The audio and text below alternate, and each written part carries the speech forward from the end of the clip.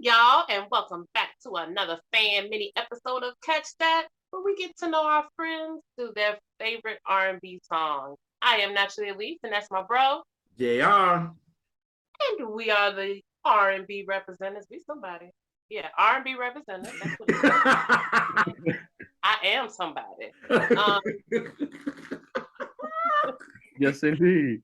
And we are welcoming back the young soul king, Kemani. Hey, baby. Hey, how y'all doing today?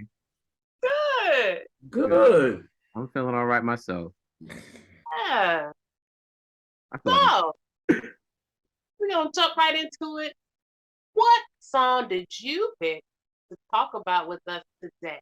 the song I picked for this particular day, I should say, is "I Want to Be Closer" by Switch, 1978, I believe. Yeah, wonderful. One of my favorite ballads ever from that, not let alone from that particular era, just like in my all-time quiet song thing. I say,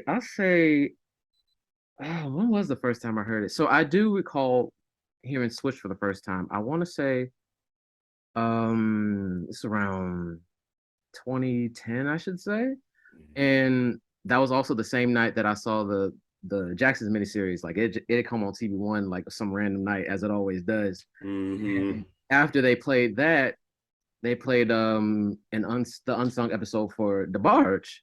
It's so sad. Yeah, such a sad episode in itself. And then they got to talking about Bobby, and I heard that a snippet of "They'll Never Be," and I vaguely remember how it sounded at that particular time. But a few years later, they would play it all the time on 92Q here in Nashville.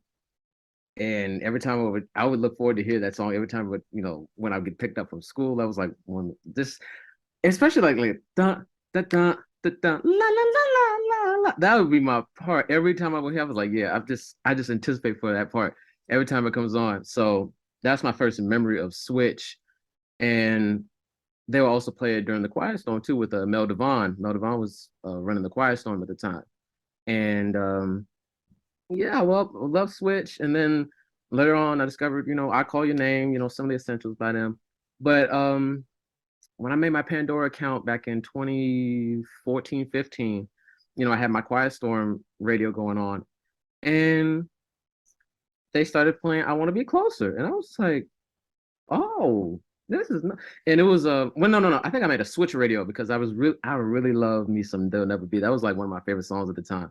So I heard "I Want to Be Closer," and I was just like, "Oh, okay, we're getting a slow jam. I like a good slow jam."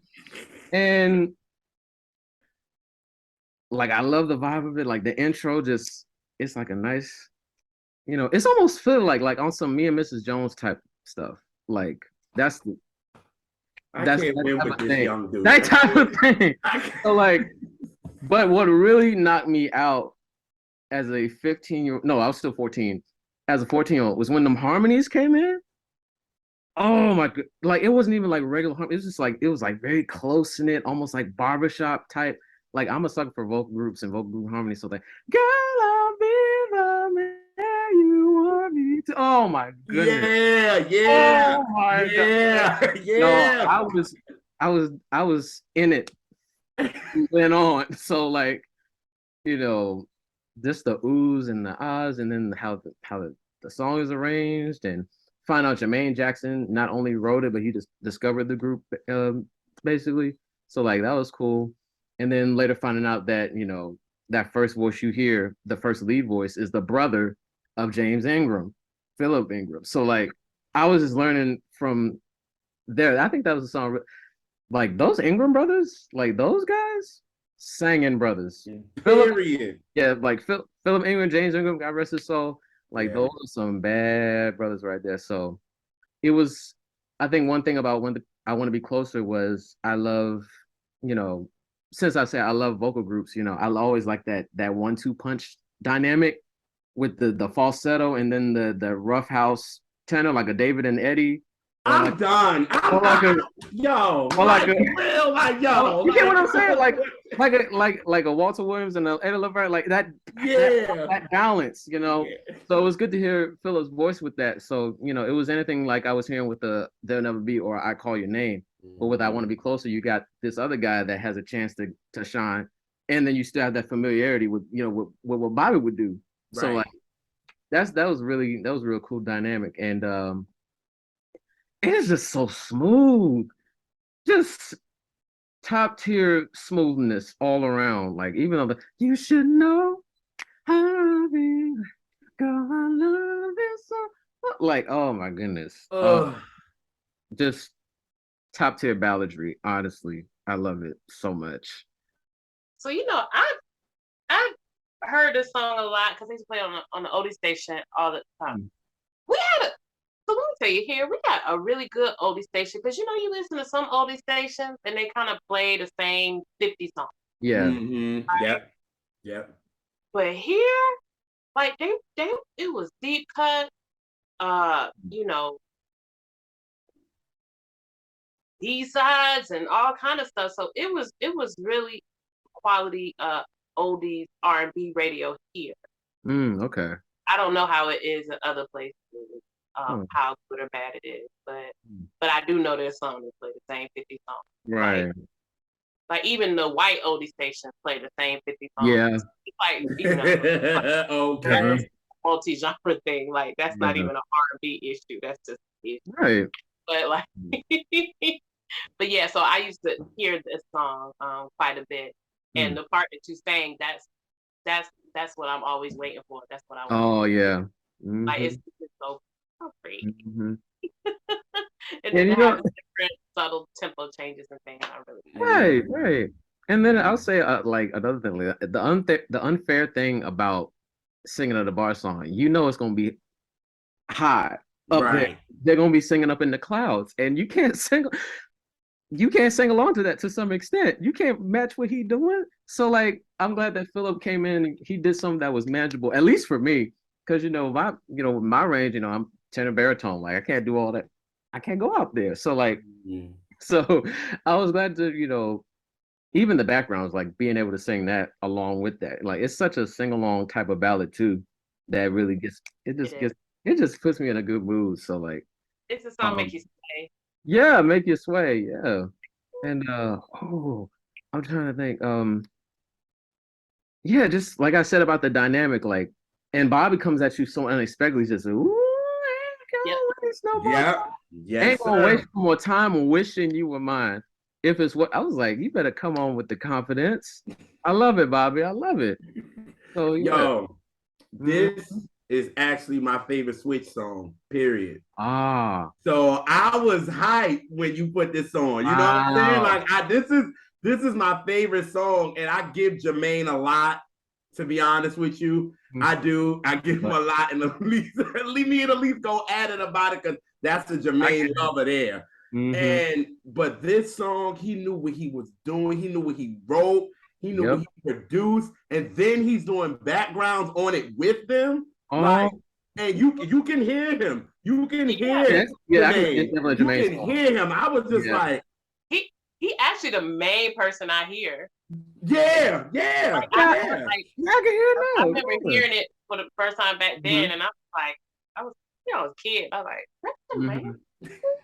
Like if the Jackson 5 had done it with like a 16, 17-year-old Mike or something like that, I could hear Jermaine doing those type of ad libs that Philip. Yeah, I get what you're saying. Okay. Yeah, I see that. And then, like you said, I always, when a song first starts, I think it's me and Mrs. Jones. Period. Right. And like that was Gamble and Huff. Now y'all know I can find some shade in everything, right? So this is the time when they recorded this record. The Jacksons was with Gamble and Huff. They didn't leave yet. And Jermaine didn't go over there with him. Right. So Jermaine wanted, to me, I always find something in it. Jermaine, like, I'm listening what the fuck y'all doing. I want y'all to know that I'm listening to what the heck going on. So I'm gonna let y'all know that I'm gonna put me and Mrs. Jones to let y'all know. I hear y'all. I ain't over there, but I hear y'all. You know I hear the Philly sound period. Like you can tell, like with the 70s, like everybody was competing with that. Yeah. I was doing. And is it me or I also with the chorus melody to me to this song? I hear Teddy's "It Don't Hurt Now." Ooh. Wow. Oh, wait. See, I love this record so much. I find so much in it. And when I heard it, I was like, is this Teddy? I was like, and I started to see, that's why I was like, Jermaine was like, I'm inspired by y'all, or you know what I'm saying? I know my brothers is over there, but I'm inspired too. And I heard that. And I was just like, yo, he got like 2 sounds of Philly up in the joint. You know what I mean? And mind you, It Don't Hurt Now, what came out with? That's 78. 78? Yeah. It came out 78, right? So you got that. I was just like, yo, Jermaine was like, I'm with y'all. I might not be with y'all, but I'm with y'all. You know what I'm saying? So in that particular time, like I love this joint. And anytime when I listen to this, these are the songs that I gotta play. I gotta play Me and Mrs. Jones first.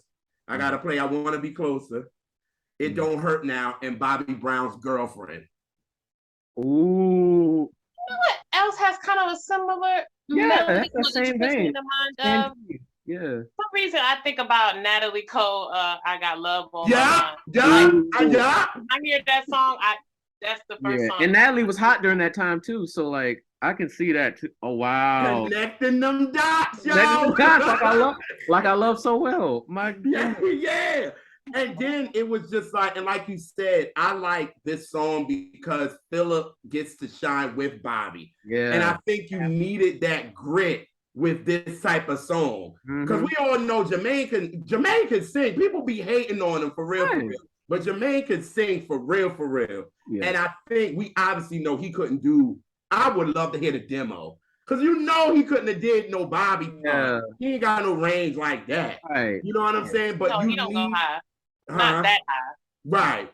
And he's a little high, but not no falsetto high. Nah. And he needed that grit. You know what I'm saying? So to have them kind of both in competition talking to the girl, like you said, Kemani, with Eddie and David, with You're My Everything, it gives you that vibe. You know what I'm saying? Yes. Like, it's that. So it's like they're battling. And I love, and anytime now, when I listen to this song and I listen to You're My Everything, I think about the movie, the Temptations movie, when Leon and that character they back and forth, and the girl is sitting there like, I don't know. Just losing her mind. I don't know who to look at. Like, I don't know who to look at. And with this, if you look at the live performance that they did with this, even though they lipping it, which I hate. Because I know they would have got down with this joint. Exactly. So, like you said, the way like Bobby kind of like slides in. Yeah, that's what I was talking about.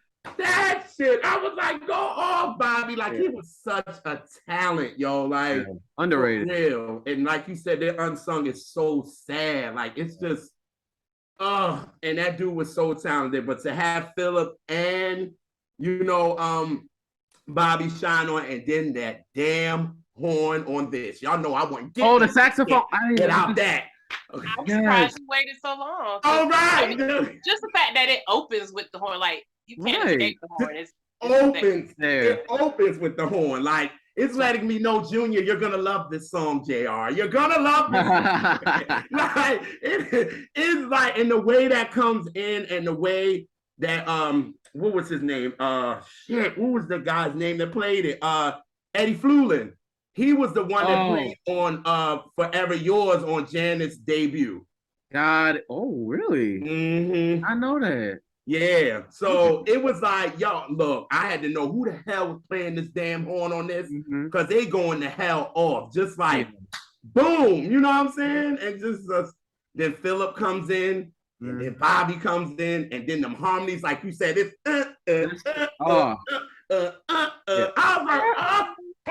I was like, I'll send you flowers every day. Yeah. I was like, every day? Every day, though. I'm like, I love the energy, but like, every day? Like, you're just gonna have the room flooded? You're just gonna have a room just flooded with? But I'm fine with that. Yeah. No. I know you are. Look, all the plants back there. You can be happy with them. At least be happy with them. I love it. Mm-hmm. Oh, bring me plants every day, not flowers. You bring the flowers weekly. Weekly. Oh, cute. Weekly oh my God. So, and another thing, like you said, Kemani, as far as the balance of the two, you know who I would want to cover this record, and one of the members is not here no more. I would have loved After 7 to cover this. Ooh, I would have. I would have loved for them to cover this record from Melvin and Kevon and Melvin together. Whoo! Like they did, Baby, I'm For Real. Like, yes, murked this record, yo, murked it. I wanted them to cover this so bad. Goodness, and Melvin I'm like, Babyface, why you ain't make this happen, dog? Like, come on. That could have been something. That could have been something. And them two doing it live, man. Listen. Oh yeah, and you know, Kevon could be Kevon, but like Melvin ain't no slouch either. He was not no slouch. A lot of people don't talk about that. No, they do not. And when it comes to Switch, a lot of people just think it's just Bobby. Like. Obviously with There'll Never Be and Call My Name and all that kind of stuff, people don't think, and that's why Philip had to let motherfuckers know when he came on this point, like, what about me? I can sing too. Like, this is what my younger brother about to launch a solo career in a couple years. Okay, that's why I was like, don't do that, that. I was like, nah, y'all gonna talk about my mans, yo. Don't leave them out like this. Because this is the first Switch album, am I right? Yeah, from the debut, yeah. Okay. Because I mean, you kind of needed this after, because ain't the first song is I Want to Be With You, and then it's There'll Never Be. You needed some. All right, it was like, all right, Bobby, I'm loving your falsetto, thank you, but I need something else. Yeah. You know what I mean? And for this to come in, man. What a song. Yes, yo. That's why when I saw you say this, I was like, oh, God. And I was like, Elise. And because the first thing I told her when she was like, I was like, oh, you know who wrote it yet? She just looked at me like, please. Please. Yeah, I was like, you know who wrote it?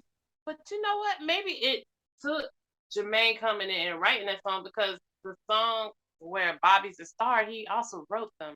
Right. That's true. That DeBarge pen is, wow. Yeah. So it's like, you know what? Jermaine was like, wait. Let's mellow it out a little bit. But I think, if I'm not mistaken, didn't Switch do background on his album first? Yeah, I think it was I think it was the Feel the Fire album. Okay, yeah. Because I thought I saw them on Soul Train. Right. And singing behind him. Oh, okay. Yeah. You better, Kemani, and you better like this Young Soul King name. I swear. I embrace it. Like I always say, own it. You got to own this one, y'all. Speaking of, I got to give you yours. Didn't you just do background for somebody? Oh, Alicia. Tell him. Yeah, as a member of the Fish Jubilee Singers, we had the opportunity to sing background for Alicia Keys. She was in Nashville. It was the last night of her tour, and she needed a choir. And there was somebody on her team that's actually an alum from my alma mater that put it all together. So shout out to Miss Erica Ellis, I believe her name is, that put that together. So that was a really fun experience. Because didn't she bring somebody out? Oh yeah, and there was a guest. Jill Scott was in attendance that particular night. They shared the stage. Oh, together. So it was that show? Yeah. Okay, I seen it on the social. Okay. Because I thought he was gonna say something about it when he first came, but he just Kemani smooth with his. Like he like, nah, I'm good. You better stunt like a mug. You got on the stage with Jill and Alicia. Yeah. Shit. He probably ain't saying that because he knew you was gonna. I mean, and y'all I don't know if I should say this, but y'all probably sounded better than Alicia, right? You know, actually, the mic was on. The mic was on, JR. Oh, really? Yeah. Yeah, she just had to lower some keys, because Empire State of Mind and Girl on Fire, she lowered the key. I was like, yeah. She's been not here a long time. Yeah, she's been out here a long time, but she sung "Falling" in the original key though. That was so much fun, so much fun. Oh, as long as you said it was good, Kemani, I will believe. Yeah. Oh God, I know she got a lot of flack, but you know we love you. We love you, Alicia. We love you, Alicia. Oh, good. Jeez, I'm bad. I know, y'all. I might cut that out. I'm bad. I'm just bad. Come on, y'all. Didn't I tell you in the beginning of it, I find the shade in anything? And anything. I didn't say it. I'm cutting that out. No, you're not. No. Wait. Oh, yeah, you do edit the show, so it ain't nothing I can do. Look, I'm just like y'all. I see it just like y'all. Right. We gonna see. Yes, I'm thinking, oh, no, we gonna see. Right, it's gonna come out and that shit gonna go cut. You're petty, Elise. You're not right. Y'all are hilarious. He called me petty for responding to his petty.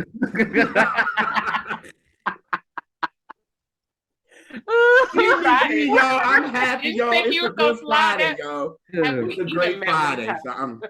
So it's a good Friday. I'm in a good mood. So yeah, for sure. I had to throw a quick little dagger in there. Yeah, I knew that was coming. I was surprised you held it together so long. Right. Because you know why? Because Kemani was going off. I was just listening. I was just like, that's why every time he would throw like a point, I was like, what the fuck am I gonna say? He's throwing every point that I'm trying to go to. Oh God! Now I'm like, that's all it is. That's all it is. I was like, let y'all two talk. Go ahead. I'm good. Yeah. But you were saying like how they were Philip and Bobby. They was battling. You know, I love how they do it. Like it's not necessarily a bridge, but it's like a certain part where it changes. Like I'm gonna keep you, and then Bobby hits you on that high note. Oh man. I was like, Bobby, please. Now that I think about it, after a certain time with male groups, you don't get that back and forth anymore. Nope. I can't even really think of an example post 80s of like.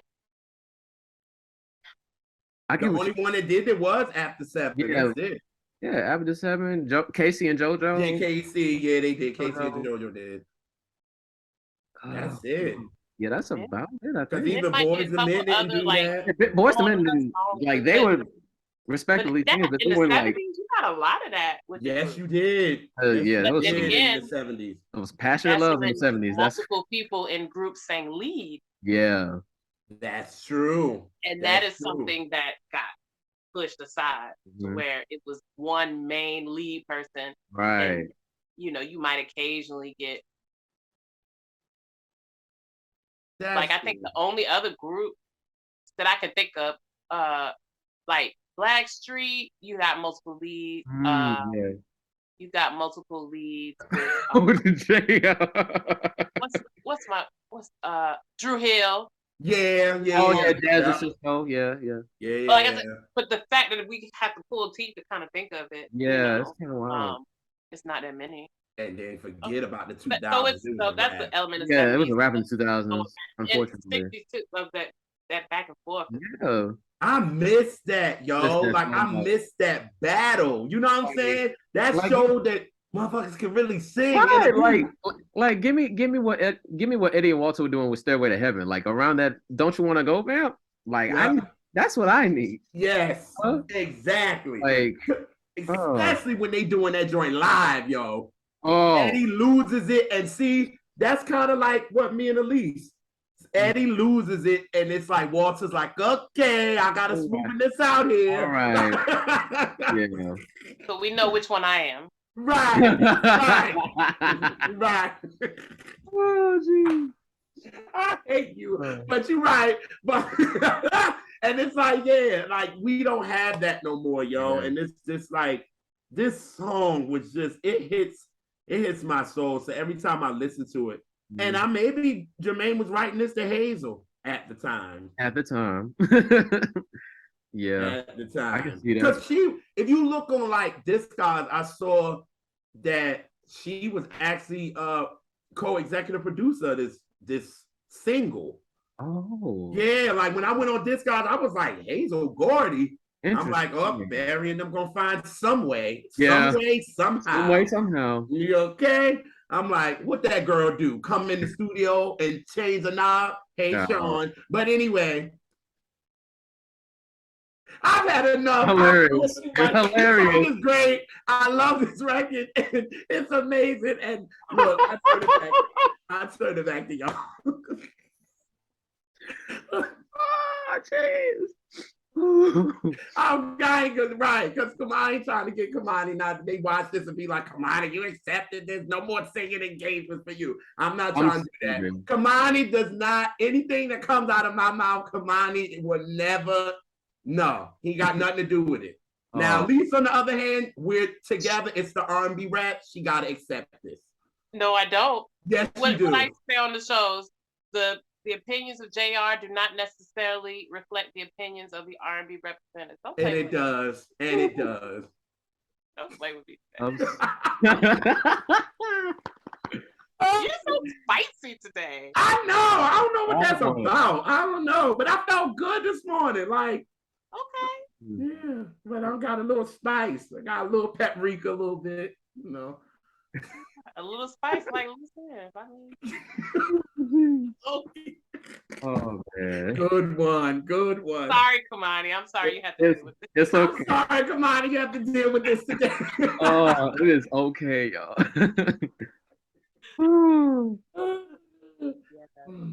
Oh man. What was I gonna say? I forgot. Now got me off my I'm sorry. Yeah, I fucked up the whole thing. Oh. Oh man. Well, how about you? Let folks know how they can find you on your various platforms. Yeah, you can follow me on Instagram and Twitter, Kemani_0718. And my TikTok page will be rebranded next month. Monty the Music Man, you can follow that. So yeah, that's about it. All right. Well, thank you for hanging with us. I'm sorry about JR. I had, I do what I can.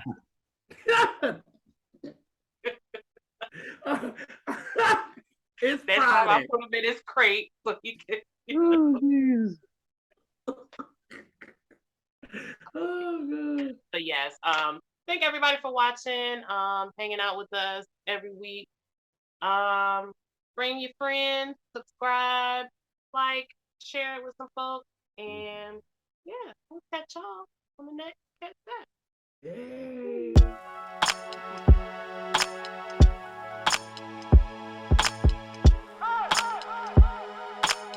Hey y'all, and welcome back to another fan mini episode of Catch That, where we get to know our friends through their favorite songs. I am favorite R&B songs.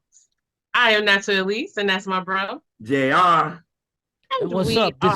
This is your boy Rob Silver. What's up, everybody? Oh, we getting to you in a second. We gonna get to you. Yeah. We gonna get to you. That's it. All right. You're messing up my shtick. I'm sorry, baby. You see, he's excited. I'm already ready. Yeah. But yes, well, we get to know our friends through their favorite R&B songs, and today we are welcoming, as he told you, because he has a big personality, and I love it already, Robert. Hey there. Hey, good evening, young lady, and good evening, JR. So before we jump into what song you picked to talk about today, how about you tell us about yourself as little or as much as you'd like the people to know? All right, I want to talk a lot about the song, so I'll just keep it brief. Lifetime New Yorker, 54 years old.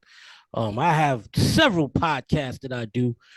The one that JR and I met when he listened to one episode is my Legends of Sports and Music, in which every week I do a historical tribute on a singer and an athlete. My last show was on Guy. Now I had a ball doing that. And JR is a frequent contributor, and man, can he talk? Oh, I know. We're not only co-hosts, we're friends too. So what I love about your show is that you guys bring knowledge beyond your years, and that's what I love about you too. And you two, I think when both of you were born at 25, and then you had to catch up. I think you're right. Yeah. Jared might have been 45. See? And he still ain't there yet. Right. He's still catching up. Right. Catch that. Oh, man. But yes. So how about you tell the folks what song that you picked to talk about and when you remember first hearing it? Okay, the song I am talking about tonight will be Love You, Need You, Want You by the legendary Patti Labelle. And I was 15 years old when I first heard this record in the summer of 1983. And I was blown away. First of all, in New York City, this wasn't playing during the day. We had in 1983, we had two major R&B soul stations. That was WBLS 107.5 and 98.7 Kiss FM. They didn't play this song during the day. You had to hear The Quiet Storm on BLS, hosted by the legendary Von Harper. That's the only time you got to listen to it. And the first time I heard it was on it was either Wednesday or Thursday night, because Friday and Saturday night, Mr. Magic hosted the Rap Attack, and it was Quiet Storm was postponed on Friday and Saturday night. So it must have been a Wednesday or Thursday night. Hearing it, and my mother was up at the time. It was like 12:30 in the morning. It was school night, and I'm playing this. My mother said, "What the hell you doing up?" I said, "Mom, listen to that. It's Patti." And she was like, wow. So the next time it came on the following evening, I had to record it on an audio cassette. It wasn't even a boom box. It was one of those AM FM small tape with a video audio cassette, right? Recorded it because I used to record music off the radio all the time. Right. And we played that song to the ground until I was able to get the audio cassette of her album, which you guys could correct me, was the last great Philly International album, because this was in the dying days of Philly International, because after Teddy Pendergrass had his accident the year before in 1982, yes, it was like when the Bulls lost Michael Jordan in 1998. It was a straight decline. Yeah. Because remember, the OJs weren't selling like they used to, because the OJs and Teddy Pendergrass, JR and I discussed it before, they were like the Michael Jordan and Scottie Pippen of Philly International. They held it down. Teddy got into a car crash, and the OJs began their decline. Patti was the only one holding it down. And the reason I picked this song, that was the first time I heard it, and it's on my Mount Rushmore of ballads. Okay. We could discuss that later on. It's on my Mount Rushmore of ballads. Oh, you just gave me a show idea, but keep going. Thank you. Whenever I hear this song, I'm thinking this is unconditional love at its finest. Yes. The way Patti's singing. And another thing, up until this point, I always had a feeling, and my mother felt the same way, that, and my mother. We lost you. Oh, we can't hear you. We can't. All the time. We couldn't hear you for about the last 30 seconds. How's that now? Can you hear me now? Good. Okay. I think you had hit mute. All right. Okay. Go ahead. My mother wasn't a fan of Patti LaBelle up until this song, because she always felt Patti oversang, was showing off too much. She hated that.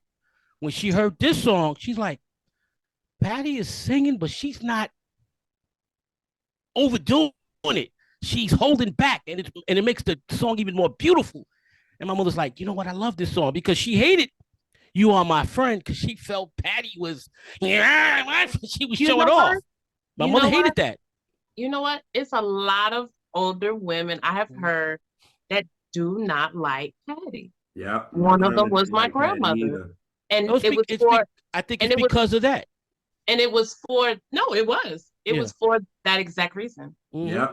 Yeah. Like, she always got, oh my God, I used to hear it from my, oh yeah. But go ahead. This same album also had If Only You Knew, if I'm not mistaken. Yes. And both those songs, my mother loved, because she's like, Patti is singing. It's like, I always compare it to like a home run hitter who, in baseball, who's always swinging for the fences, and Patti with that voice was swinging for the fences, became a better all-around hitter by going to all fields.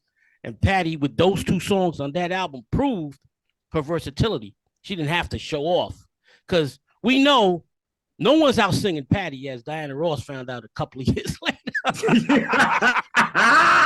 No one's out singing Patti, but she didn't have to do that when she sang. And I think it probably has to do with the magic of Kenneth Gamble co-writing and producing both those songs.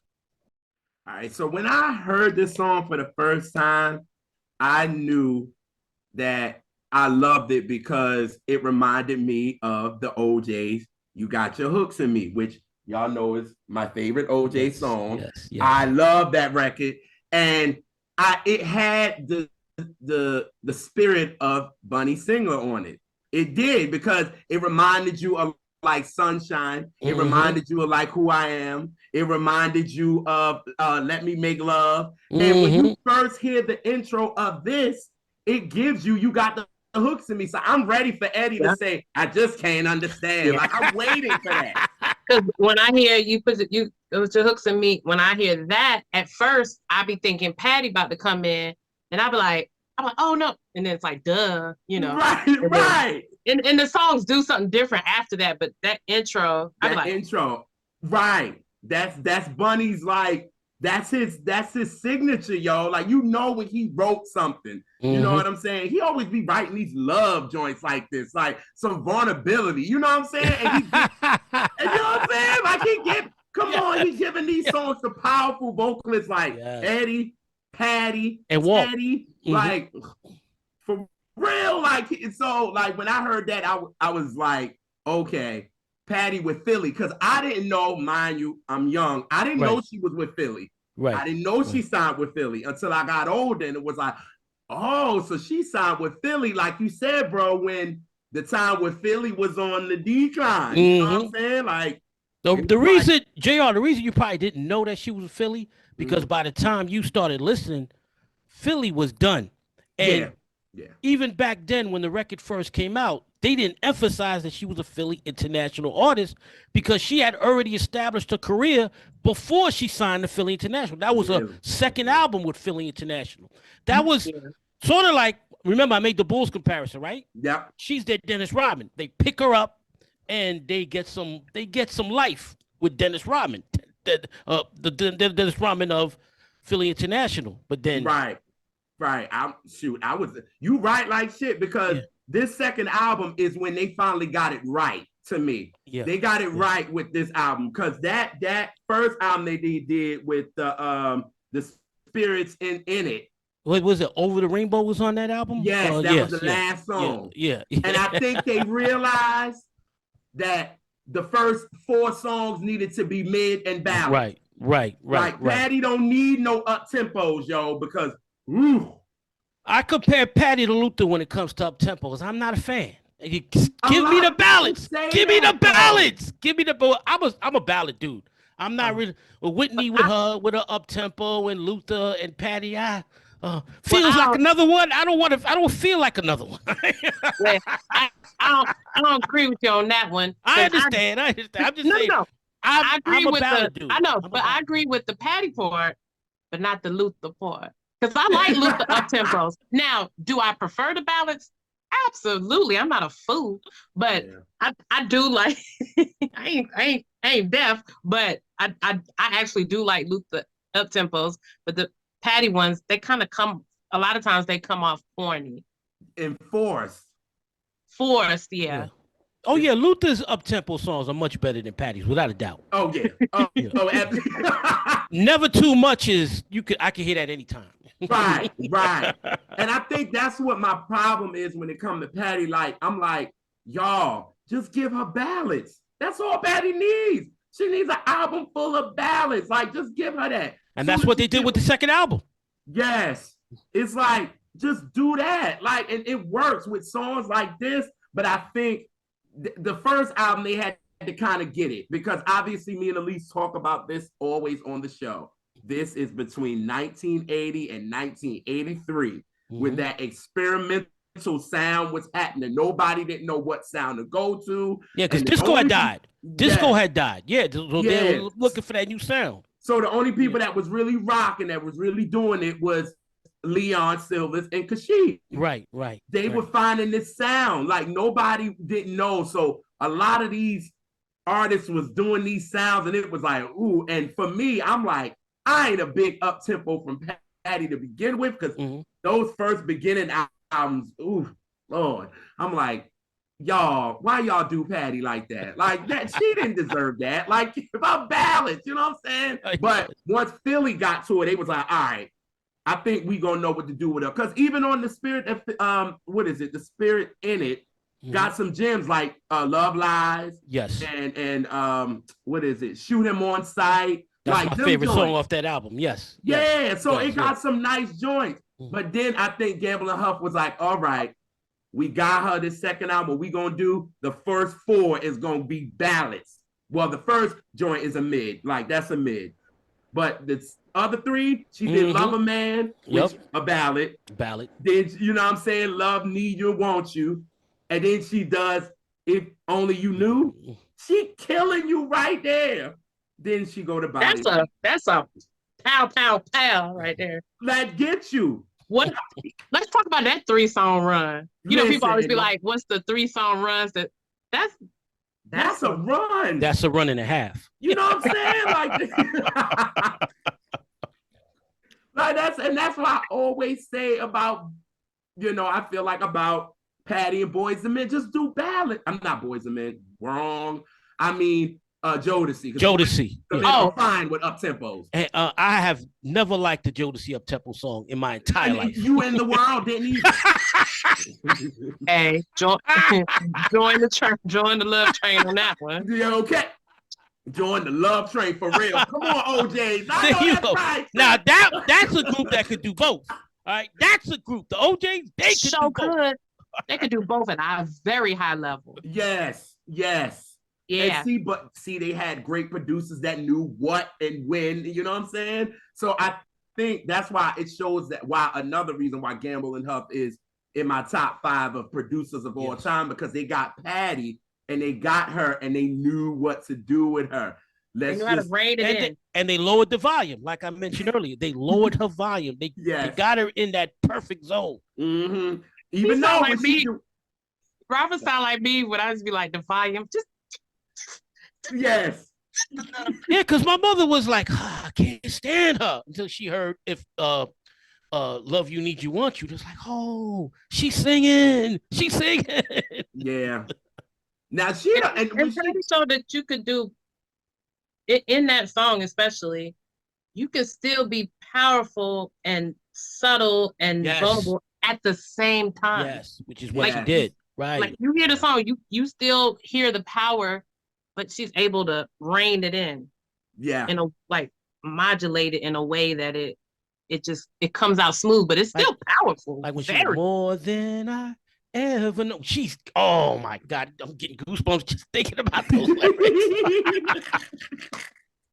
That's why they had to let her go on the next If Only You Knew, because they had her so boxed in on this record. It was like, all right, Patti, we're going to let you flow. Do Patti and go. Yeah. And even on If Only You Knew, they let her go, but they ain't let her go all the way. It was a control. Yes, it was. Yeah. Yes, it's a nice level of control. And If Only You Knew, but you could tell the part was like, just go ahead. Because later on, when she did, a few years later, when she did If You Ask Me To, that's another song where she was a control Patti. Yes, she was. Control Patti is top tier. Sort of like a controlled Mariah on, just top tier. Yeah, I agree. I totally agree with that.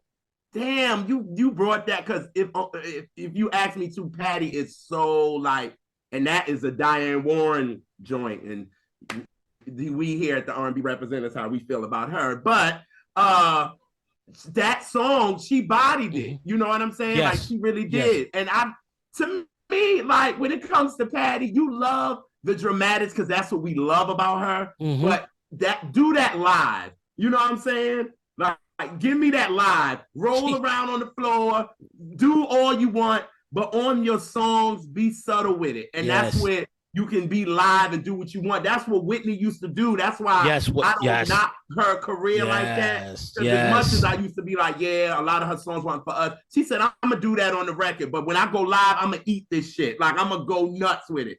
And that's what Patti want to do that on the song and live. You know what I'm saying? A perfect example of what you just mentioned about Whitney was Didn't We Almost Have It All? She saves the big parts for, oh my God, I control at first, and then she explodes at the right time. Sort of like a boxer who's boxing, and then all of a sudden he hurts you and then puts you away. Y'all see why my brother has a show with music and sports, right? Yeah. it's like if you're a distance runner, yes, you're gonna start off pace, and then then that last leg, then that's when you just put all your power. Because if not, you're gonna wear yourself out and you're not gonna win. Whitney, Mariah, and Patti are the perfect examples of that analogy you just mentioned. They're pacing themselves, and then when they have to put that extra speed, they're blowing you away. Oh yes. Oh yes. Oh yes. Even though she's doing it, because it seems like with this performance, I saw what she did on Soul Train. And let me tell you something. She was wearing the little white fur, and Patti hair she didn't have all the crazy joints there. This was right before she started experimenting with her hair. right. Like having rats and cats on her hair. You know what I'm saying? Like you ain't know. When she ate it, and the crowd was just so into her. They was like, forget what she wearing. I don't care what she wearing. And she sung it so cool, and she didn't roll. She didn't do nothing. Because Don Cornelius didn't like a lot of people singing live. But he let Patti. Yeah, Patti was one of the ones. One of the few. You can go ahead. Like, go ahead. Sing live. Another song that I think the only Grammy she ever won, was it Somebody Loves You, Baby? Yeah. Is that right? Where she shared it with Lisa Fisher. Yeah. They co-won, right? Yeah. That's another one where she's pacing herself. Somebody loves you, baby. Okay, sir. Y'all crazy. That's my that's my song too. Yeah. No. Somebody loves you. Yes, that's actually my favorite. But Patti, you might not get no wonderful album, but she has strong, strong singles. Yes. I'm glad you said it. Yes. Strong, like to where you be like, well, but I got this song that's a forever song that I'm be singing till I'm 80 years old. So most people can't say that. So if I ever get married, that's one of the songs. Love You, Need You, Want You, that'll be played at my wedding. Fingers crossed if I ever get married. Aha! You in a good space right now, brother. You good. Oh, you good. Oh, you good. Oh, you in a good space. You good. You good.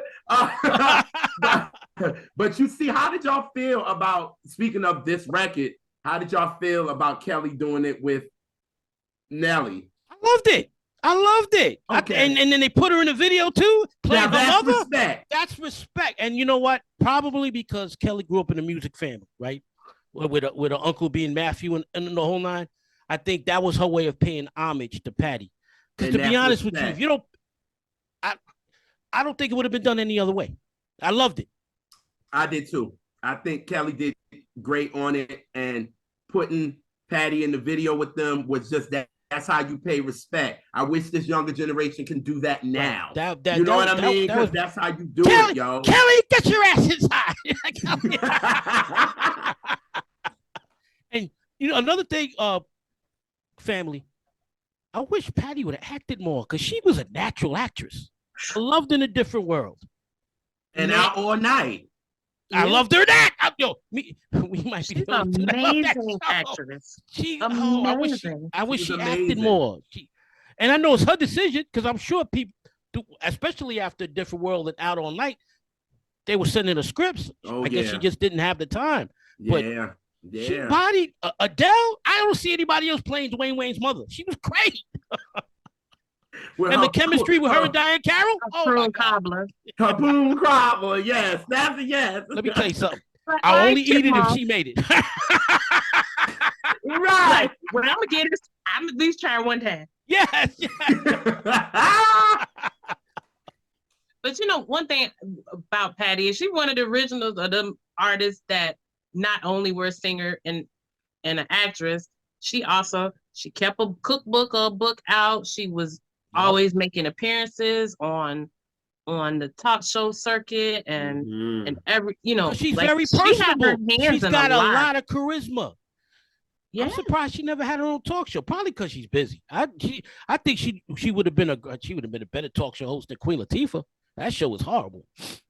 You got a point there, dog. I love the Queen, but that show was yeah. And you know what? I think Patti's whole career has been her being the underdog. Good point. She's always been the underdog, and Patti had to do so much more to get respected with the ones that was getting the big hits, like the Aretha and the Gladys and the them and the Dion. So she was like, you know what? Y'all got the music, and I'm, Patti was trying to find this hit until she got to win it. JR, you made a great point, because at first she's dealing with the Arethas and Gladyses of the world, right? And then as she got older, she's dealing with the new breed: Whitney, Mariah, Mary, Anita. So she was, even though you can make a point, she's more talented than all of them. You can make an argument, right? You can make an argument, right? She always had to play second fiddle. You're right. She had to be the underdog, so she had to prove herself, even when she's young, and as she got older. But again, if a Patti Labelle came out today, she dominated by herself. Right. She's so cool. Like, she's so cool. Like, everybody love her as Aunt Patti. You know what I mean? Like, everybody love her. So that's dope. Like, this song is great. Patti is just epic. This song, see, I know my brother's in a great space right now, so this song is great for him right now, and he's in that space, so he loves his record. So I'm glad to see him happy. You know what I mean? And JR knows I've had a rough year, so right now you had a rough year, and so when you picked this record and the space that you in now, I said it makes a lot of sense. Well, before we go, I want to give you my Mount Rushmore and see what y'all think of ballads. Oh, yeah. You got "Love You, Need You, Want You," Adore by Prince. Okay. "You're All That Matters" by Denise Williams. Which, whenever I come back, that'll be the next song I do. That's a beautiful song. Listen. Excuse me, sir. But go ahead. What a great! I love a deep cut in the. Okay, go ahead. Wait a minute. Especially that song. Oh, and Atlantis, come back to you. The Isley, Voice to Atlantis. That's those are my four. I ain't even mad at you. I ain't mad at you. With that list, that's wonderful. That's a beautiful list. Like, mine would be different, but it wouldn't. Everybody's going to be different, because all the legendary songs we've heard through the years. Oh no, I'm saying, See, let me finish. See, you and JR is friends, ain't you? Well, you need to have a show on Mount Rushmore of R&B slow. I already done told you I'm still in that. But no, but like, mine would be different, but it wouldn't be better. It would be on the same level, probably. You got to go. It would be the same level. It'd be the same level, because all four. In other words, that's a magnificent list. Amazing. If somebody had a problem with that list, then something's wrong with them. They don't know music. Period. Those are 4-5 mic ballads, all 4 songs about unconditional love. All 4. And they're all R&B songs. Oh, that's a given. Prince at his soulful best. I remember the first time I heard Adore, I was like, oh my God. Because up until that point, Prince hadn't gone that. I mean, he had some great soul songs like what was that song? When We're Dancing, Close and Slow, and stuff like that. Yeah. But Adore was a different story. I was like, wow. That song's an animal. I'm surprised anybody picked that for the show. Well, they wouldn't, because we already did the album. That's probably why. Sign of the Times, right? Yeah. Mm-hmm. Oh, I guess that's fair. Mm-hmm. I threw it out there to see. Oh my gosh. Well, we thank you for talking to us about everything, and we do hope that you come back to kick it with us. Oh, he will. Oh yeah. Well, the other three I will have to do. Yeah, I will have to do a door one day with y'all. You're All That Matters, a song, probably the most underrated ballad in the history of soul music. You cannot fall in love with that song when you first hear it. You're like, wow. I mean, the first time I heard that song, wait, no. All right, save it. I'm gonna save it. Save it. And of course, Voyage to Atlantis. Oh, God.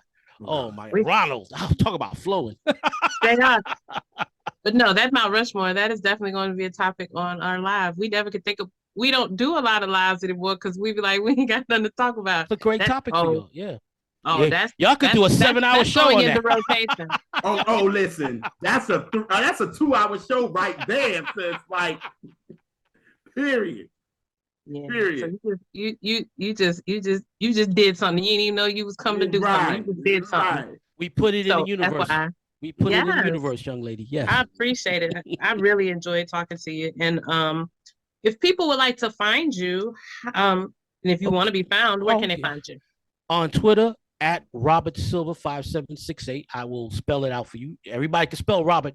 SILV as in Victor A 5768. And that's my Twitter handle. And if you want to email me, same name, Robert Silver 57 at hotmail.com. And of course, I do the weekly Legends of Sports and Music. Yes, and which is available on all platforms. Okay, and we are going to put all that information in our show notes so people can check you out because we ain't just all about us, we about our peoples too. Yes, so right. Yeah, JR's been trying to get me on this for a long time, but he knew the situation I had with my mother being sick and all nine, and JR real quick. She was pissing off my sister today. I had to go up there and straighten my mother out. Don't we all? Don't we all? It's funny how the roles they flip. They definitely do. Always reverse. Yes. Yeah. So thank you for hanging out with us. Make sure to like, subscribe, and share so you can bring us some more cousins, some more kinfolk over here so we can do this music thing we know and love. Yes. And we will catch y'all on the next Catch That. Yeah.